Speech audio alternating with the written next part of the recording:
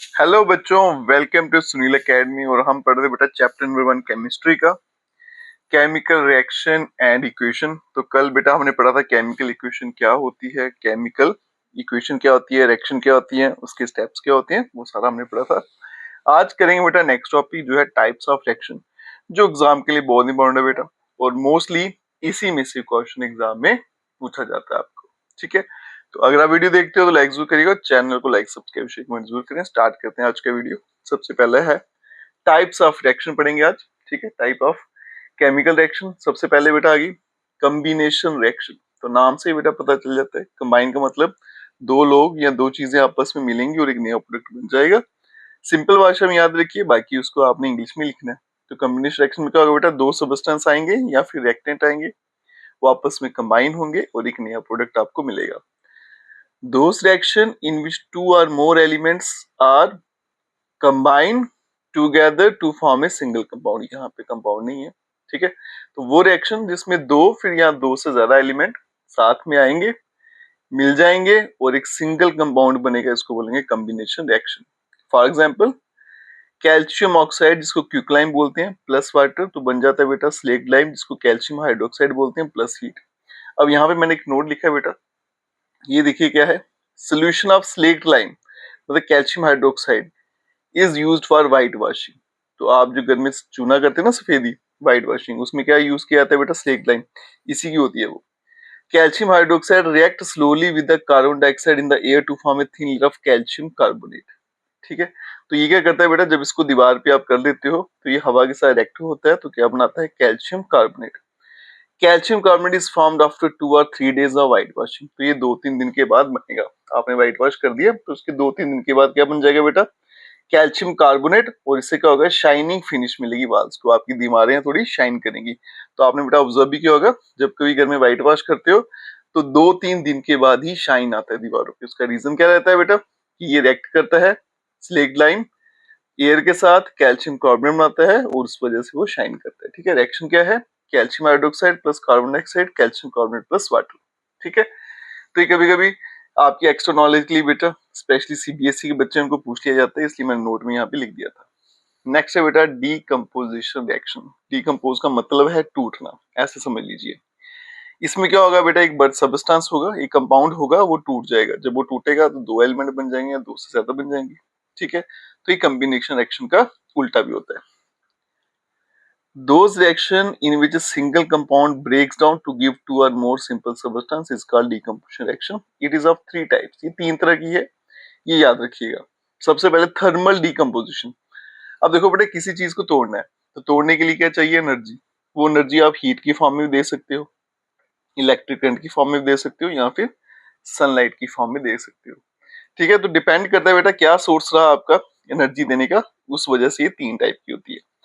तो सबसे पहले आ गई थर्मल डिकम्पोजिशन रिएक्शन, मतलब जिसमें आप हीट दोगे और आपका कंपाउंड है वो ब्रेक डाउन हो जाएगा। Decomposition reaction which takes place by the absorption of heat is called thermal decomposition reaction। तो ऐसी डिकम्पोजिशन रिएक्शन बेटा जो किस वजह से होती है, हीट को ऑब्जर्व करने के बाद होती है, या फिर हीट सप्लाई करने के बाद कंपाउंड टूट जाएगा, उसको बोलेंगे थर्मल डिकम्पोजिशन रिएक्शन। यहाँ पे बेटा 3 रिएक्शन मैंने लिख दी है। ठीक है, एग्जाम में कोई भी पूछी जा सकती है, तो इसलिए मैंने तीनों लिख दी है, तीनों इंपॉर्टेंट है।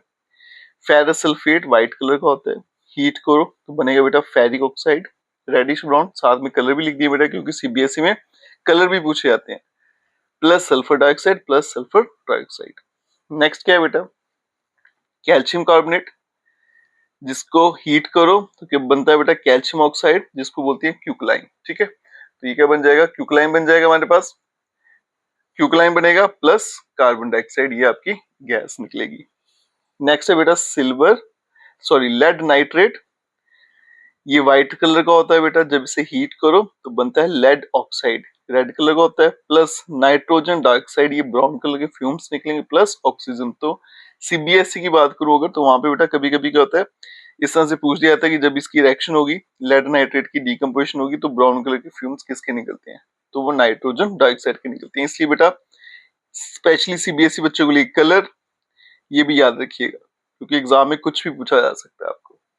ठीक है, क्लियर हो गया बेटा थर्मल डिकम्पोजिशन। आगे चलते हैं इलेक्ट्रोलिटिक डिकम्पोजिशन। इसमें क्या होगा बेटा, इलेक्ट्रिक करंट पास करके डिकम्पोज किया जाएगा।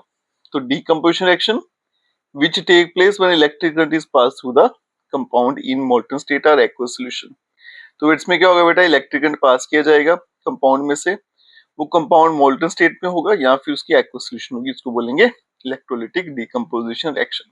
फॉर एग्जांपल वाटर सबसे कॉमन एग्जांपल है बेटा, वाटर जब इसमें से करंट पास करो तो हाइड्रोजन अलग ऑक्सीजन अलग हो जाएगी। नेक्स्ट है बेटा सोडियम क्लोराइड मोल्टन स्टेट में, तो सोडियम अलग हो जाएगा, क्लोरीन अलग हो जाती है, ठीक है।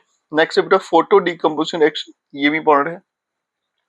Acid decomposition which take place by the absorption of sunlight बोलेंगे इसको, ठीक है। लाइट बोलिए तो सनलाइट या लाइट बोलिए बेटा, तो जो रिएक्शन लाइट की एब्जॉर्प्शन से होगी उसको बोलेंगे फोटो डीकम्पोजिशन रिएक्शन। तो इसमें मेनली सनलाइट इस्तेमाल की जाती है। जैसे बेटा सिल्वर क्लोराइड व्हाइट कलर का होता है, सनलाइट इस पे जैसे गिरती है तो ये सिल्वर अलग हो जाता है, क्लोरीन अलग हो जाती है, सिल्वर ग्रे कलर का होता है। फिर बेटा आ गया सिल्वर ब्रोमाइड, सनलाइट इस पे ऐसे गिरेगी, सिल्वर अलग ब्रोमीन अलग। ये रिएक्शन जो है बेटा ब्लैक एंड व्हाइट फोटोग्राफी जो होती है ना उसमें भी इस्तेमाल की जाती है। तो ये भी पूछा जा सकता है बेटा कौन सी रिएक्शन है जो ब्लैक एंड व्हाइट फोटोग्राफी में इस्तेमाल की जाती है, ठीक है, आपके सामने लिख दिया है। अब चलते हैं बेटा next type of reaction. Next है बेटा डिस्प्लेसमेंट रिएक्शन। डिस्प्लेसमेंट का मतलब क्या है वो समझिएगा बेटा। जैसे बेटा आप किसी घर में जाते हो, उस घर के किसी मेंबर को बाहर निकाल देते हो और उसकी जगह खुद ले लेते हो, इसको बोलेंगे हम डिस्प्लेसमेंट रिएक्शन। लेकिन ये तभी पॉसिबल है अगर आप उस मेंबर से ज्यादा स्ट्रांग हो, ये कंडीशन याद रखिएगा। अगर आप उससे कमजोर हो तो आप उसको रिप्लेस नहीं कर पाओगे। तो इसमें क्या होगा बेटा, कोई एलिमेंट होगा किसी कंपाउंड में जाएगा, कंपाउंड को समझिए घर है, कंपाउंड में जाएगा उसका एलिमेंट बाहर निकाल देगा, खुद उसकी जगह ले लेगा। लेकिन ये तभी पॉसिबल है अगर जो जा रहा है ना दूसरे कंपाउंड में वो उससे ज्यादा रिएक्टिव होगा, तो अदरवाइज उसको वो रिप्लेस नहीं कर पाएगा। तो वो रिएक्शन जिसमें मोर रिएक्टिव एलिमेंट वो डिस्प्लेस कर देता है लेस रिएक्टिव एलिमेंट को उसके कंपाउंड से, उसको बोलते हैं डिस्प्लेसमेंट रिएक्शन। तो जो मोर रिएक्टिव एलिमेंट है बेटा वो लेस रिएक्टिव को डिस्प्लेस कर देगा उसी के कंपाउंड से, इसको बोलते हैं डिस्प्लेसमेंट रिएक्शन। तीनों रिएक्शन मैंने लिख दिया बेटा। सबसे पहले बेटा iron, copper sulphate aqueous, copper sulphate है बेटा ब्लू कलर का होता है, ठीक है। अब आयरन जो है वो कॉपर से ज्यादा रिएक्टिव है तो ये इसको यहाँ से हटा देगा, तो बनेगा बेटा फेरस सल्फेट बन जाएगा, लाइट ग्रीन कलर का होगा, कॉपर अलग हो जाएगा। तो इसने आयरन ने क्या किया, कॉपर को इसके घर से या फिर कंपाउंड से बाहर निकाल दिया, तो it is displacement reaction. Next है बेटा जिंक और कॉपर सल्फेट की, ठीक है। तो जिंक भी बेटा कॉपर से ज्यादा रिएक्टिव है तो ये इसको रिप्लेस करेगा, तो क्या बन जाएगा जिंक सल्फेट प्लस कॉपर। तो ये बेटा कॉपर सल्फेट जो है ब्लू कलर का, जिंक सल्फेट कलरलेस होगा और कॉपर जो है वो ब्राउनिश डिपॉजिट ऑन जिंक, ये ब्राउन कलर का एक डिपॉजिट हो जाएगा जिंक पे, वो कॉपर रहेगा। आगे आ गया बेटा लेड प्लस कॉपर क्लोराइड, तो बनेगा लेड क्लोराइड। लेड जो बेटा ज्यादा रिएक्टिव है कॉपर से तो इसको रिप्लेस कर देगा, बनेगा lead chloride plus copper. Next है बेटा डबल डिस्प्लेसमेंट रिएक्शन, एक ऐसी रिएक्शन जिसमें both the reactant exchange their ions to form two new compound. इसमें क्या होगा बेटा, दो कंपाउंड होंगे, ठीक है, दोनों में अदला बदली होगी, दोनों में डिस्प्लेसमेंट रहेगी, मतलब एक का एलिमेंट दूसरे में चलेगा, दूसरे का एलिमेंट पहले में आ जाएगा, ठीक है। इसको बोलेंगे डबल डिस्प्लेसमेंट रिएक्शन। दो ही है बेटा, बेरियम क्लोराइड और सिल्वर नाइट्रेट की। Barium chloride plus sodium sulphate, तो बेरियम चला जाएगा बेटा यहाँ पे, सोडियम को बाहर निकालेगा और सोडियम यहाँ पे आ जाएगा, तो बन जाएगा बेटा बेरियम सल्फेट और सोडियम क्लोराइड। ये बेटा व्हाइट कलर के प्रेसिपिटेट बनेंगे, ये भी याद रखिएगा। नेक्स्ट है बेटा silver nitrate plus sodium chloride, तो बनेगा सिल्वर क्लोराइड, सिल्वर बेटा यहाँ आ जाएगा, सिल्वर क्लोराइड बनेगा और सोडियम नाइट्रेट बन जाएगा, ठीक है। तो इसके कलर ये भी व्हाइट कलर के प्रेसिपिटेट बनेंगे और ये आपका सोडियम नाइट्रेट अलग हो जाएगा। नेक्स्ट है बेटा प्रेसिपिटेशन रिएक्शन, ये भी एग्जाम में बहुत बार पूछी जाती है बेटा, एक ऐसी रिएक्शन जिसमें दो या दो से ज्यादा सब्सटेंस रिएक्ट करते हैं और क्या बनता है बेटा insoluble solid substance known as precipitate. तो ऊपर रिएक्शन में हम देख रहे थे बेटा कि व्हाइट कलर के प्रेसिपिटेट बन रहे हैं, तो प्रेसिपिटेट होते क्या बेटा, ये इनसॉल्युबल होते हैं, पानी में या सोल्यूशन में ये डिसॉल्व नहीं होंगे, ठीक है, नोन एज प्रेसिपिटेट, इनको क्या बोलेंगे हम प्रेसिपिटेट बोलते हैं, और इस रिएक्शन को बोलते हैं प्रेसिपिटेशन रिएक्शन। ये एक तरह की डबल डिस्प्लेसमेंट रिएक्शन ही होती है, आपने देखा होगा डबल डिस्प्लेसमेंट रिएक्शन में प्रेसिपिटेट बन रहे थे ना। तो आगे बेटा बेरियम क्लोराइड्स और ये सोडियम सल्फेट जो भी ऊपर पड़ी, तो व्हाइट कलर के प्रेसिपिटेट प्लस सोडियम क्लोराइड। तो ये भी पूछा जाता है कभी कभी बेटा कि प्रेसिपिटेट का कलर कैसा है, इसको याद रखिएगा। सिल्वर नाइट्रेट सोडियम क्लोराइड बनेगा बेटा सिल्वर क्लोराइड, वो बनेगा सोडियम नाइट्रेट, ठीक है। आगे देखो बेटा, ये व्हाइट कलर के प्रेसिपिटेट इसके बनेंगे बेटा सिल्वर के, यहाँ पे शिफ्ट हो गया, इसको ठीक कर लेना। फिर आ गया बेटा पोटेशियम आयोडाइड और लेड नाइट्रेट, तो ये बनेगा बेटा पोटेशियम नाइट्रेट, ठीक है, प्लस ये बनेगा लेड आयोडाइड, ये बनेंगे येलो कलर के प्रेसिपिटेट। ओके, प्रेसिपिटेट के कलर है वो भी याद रखिएगा। नेक्स्ट है बेटा ऑक्सीडेशन और रिडक्शन। रिडक्शन क्या होती है, तो सबसे पहले समझते हैं ऑक्सीडेशन क्या है। ऑक्सीजन का ऐड होना किसी सब्सटेंस में, उसको बोलेंगे ऑक्सीडेशन, या फिर हाइड्रोजन का निकल जाना किसी सब्सटेंस से, उसको बोलेंगे ऑक्सीडेशन। तो ऑक्सीडेशन को बेटा दो तरह से डिफाइन किया जाता है, इन टर्म ऑफ ऑक्सीजन और इन टर्म ऑफ हाइड्रोजन। अगर ऑक्सीजन के टर्म्स में डिफाइन करोगे तो उसका क्या मतलब रहेगा बेटा कि ऑक्सीजन का यहाँ पे ऐड होना, जब किसी सब्सटेंस में ऑक्सीजन ऐड होती है तो उसको ऑक्सीडेशन बोला जाता है, जहाँ फिर हाइड्रोजन निकल जाए तो उसको बोलेंगे ऑक्सीडेशन। नेक्स्ट है रिडक्शन, ये उसका उल्टा चलेगा, उसमें एडिशन ऑक्सीजन था, यहाँ पे रिमूवल ऑक्सीजन, जब किसी सब्सटेंस से ऑक्सीजन बाहर निकल जाती है उसको बोलते हैं रिडक्शन होगी, या फिर हाइड्रोजन की एडिशन हो जाए किसी सब्सटेंस में तो उसको क्या बोला जाएगा कि इसकी रिडक्शन होगी। ठीक है, अब आगे देखते हैं बेटा क्या है इसमें, आगे पढ़ेंगे ऑक्सीडाइजिंग एजेंट क्या है, ऑक्सीडाइजिंग एजेंट और रिड्यूसिंग एजेंट्स क्या होते हैं। तो सबस्टेंस विच गिव्स ऑक्सीजन और gain hydrogen is called oxidising agent. तो एक ऐसा सबस्टेंस बेटा जो अपने ऑक्सीजन दे रहा है, जो ऑक्सीजन दे रहा है बेटा उसको क्या बोलेंगे ऑक्सीडाइजिंग एजेंट है, या फिर जो हाइड्रोजन गेन कर रहा है। रिड्यूसिंग एजेंट क्या है बेटा, वो सबस्टेंस जो अपनी हाइड्रोजन दे रहा है या फिर ऑक्सीजन को गेन कर रहा है उसको बोलेंगे रिड्यूसिंग एजेंट। ठीक है, एग्जांपल है कॉपर ऑक्साइड प्लस वाटर, तो बनेगा कॉपर प्लस वाटर। अब यहाँ देखो, sorry copper oxide plus hydrogen था, बन गया कॉपर प्लस वाटर। अब यहाँ देखो बेटा कॉपर ऑक्साइड के पास ऑक्सीजन है, इसने ऑक्सीजन किसको दे दी, H2 को, हाइड्रोजन को दे दी है ना, तो ये बन गया आपका ऑक्सीडाइजिंग एजेंट। क्लियर हो गया बेटा। अब देखो in the above reaction copper oxide has given oxygen, इसने अपनी ऑक्सीजन दी है बेटा तो इसलिए ये बन गया ऑक्सीडाइजिंग एजेंट। हाइड्रोजन जो है उसने ऑक्सीजन को गेन किया है, इसलिए ये क्या बन जाएगा रिड्यूसिंग एजेंट। एक और रिएक्शन है बेटा हाइड्रोजन सल्फाइड प्लस क्लोरीन, तो बन गया sulphur plus HCl hydrogen chloride. इस रिएक्शन में अगर आप देखो बेटा इसको इन टर्म ऑफ हाइड्रोजन में लिखा है, तो जो हाइड्रोजन सल्फाइड है इसने हाइड्रोजन को दिया है क्लोरीन को, इसलिए बेटा हाइड्रोजन सल्फाइड जो है रिड्यूसिंग एजेंट है। ठीक है, दूसरी तरफ अगर आप देखोगे तो जो क्लोरीन है उसने गेन किया हाइड्रोजन को, तो जिसने हाइड्रोजन गेन किया वो क्या होता है oxidising agent as per definition. ठीक है, क्लियर हो गया बेटा इन टर्म ऑफ ऑक्सीजन और इन टर्म ऑफ हाइड्रोजन क्या होता है, और दोनों की एक एक रिएक्शन मैंने लिख दी। नेक्स्ट आ गई बेटा रिडॉक्स रिएक्शन, एक ऐसी रिएक्शन जिसमें ऑक्सीडेशन भी हो रिडक्शन भी हो, उसको बोलेंगे रिडॉक्स रिएक्शन। नेक्स्ट बेटा oxidation and reduction in term of loss और gain of electron.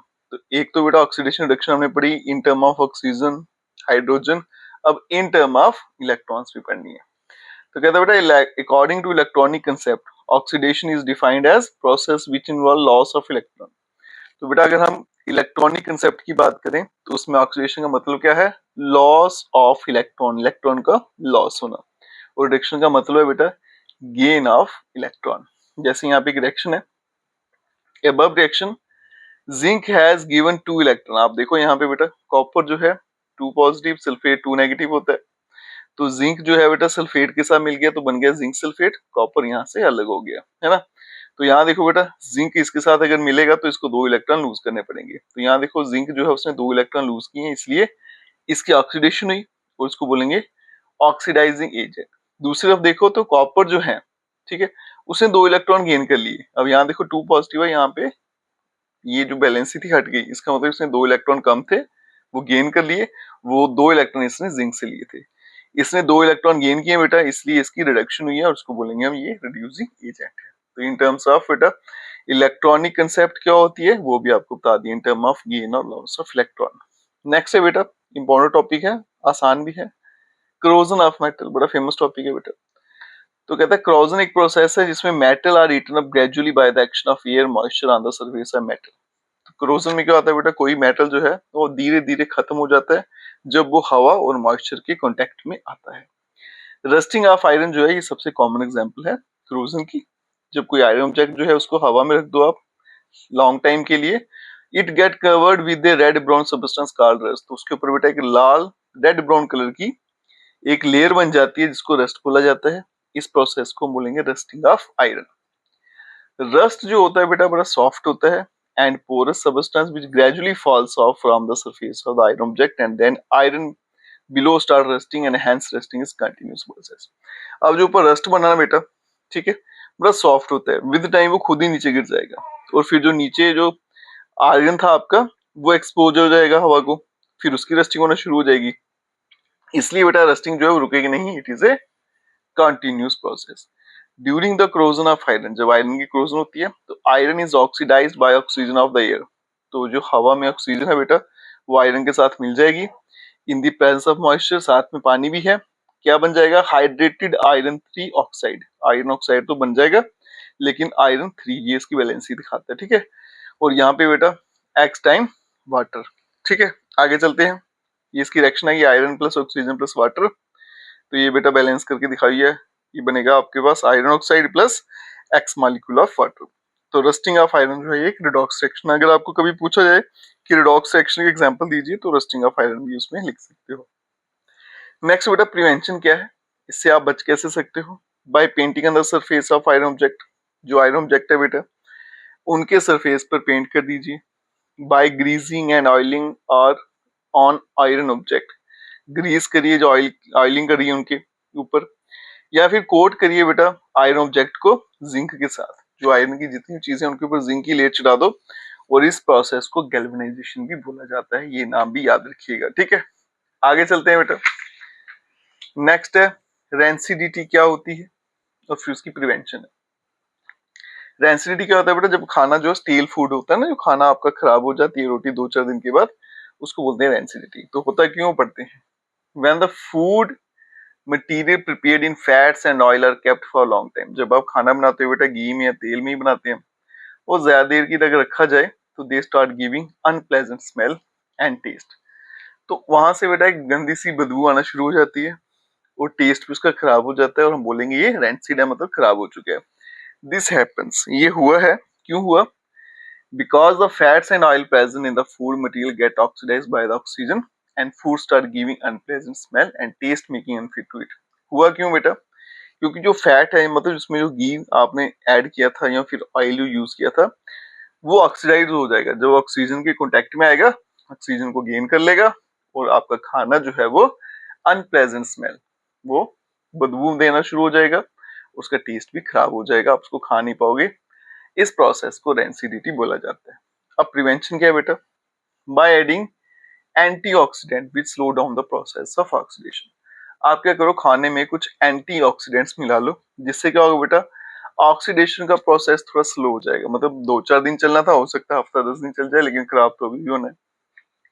Bye packing the food in airtight container, आप क्या करो, खाने को पैक करो एयर टाइट कंटेनर में जिसमें हवा ना हो, so that no air is available to bring oxidation of food, ताकि कोई भी हवा उसमें ना रहे और आपका फूड जो है वो खराब ना हो पाए। या फिर by replacing air by nitrogen, या फिर क्या करो बेटा, जब आप पैकिंग करते हो तो उसमें हवा की जगह नाइट्रोजन में पैक करो। जैसे कि chips are flushed with nitrogen to prevent them from oxidation. जो चिप्स के आप खाते हो बेटा, चिप्स का पैकेट, उसमें कौन सी गैस होती है, नाइट्रोजन, हवा नहीं होती। ये भी कभी एमसीक्यूज में आपको पूछा जा सकता है। नेक्स्ट बेटा, by refrigeration of food stuff, आप क्या करो, फ्रिज में रख दीजिए, क्योंकि ऑक्सीडेशन जो है वो स्लो हो जाती है एट रूम टेम्परेचर। क्योंकि आपकी जो ऑक्सीडेशन है बेटा वो स्लो हो जाती है थोड़े कोल्ड इन्वायरमेंट में, तो इसलिए बेटा बोलेंगे बाय रेफ्रिजरेशन, ठीक है। तो इसके साथ बेटा आज हमने रिएक्शंस जितनी भी थी वो सारी की सारी पढ़ी। उसके अलावा हमने पढ़ा बेटा क्रोजन क्या होती है, रेंसिडिटी क्या होती है, और इसके साथ आपका चैप्टर यहीं पे खत्म हो जाता है। अगर आप वीडियो देखते हो तो लाइक जरूर करिएगा, चैनल को लाइक सब्सक्राइब शेयर कमेंट जरूर करें। Best of luck.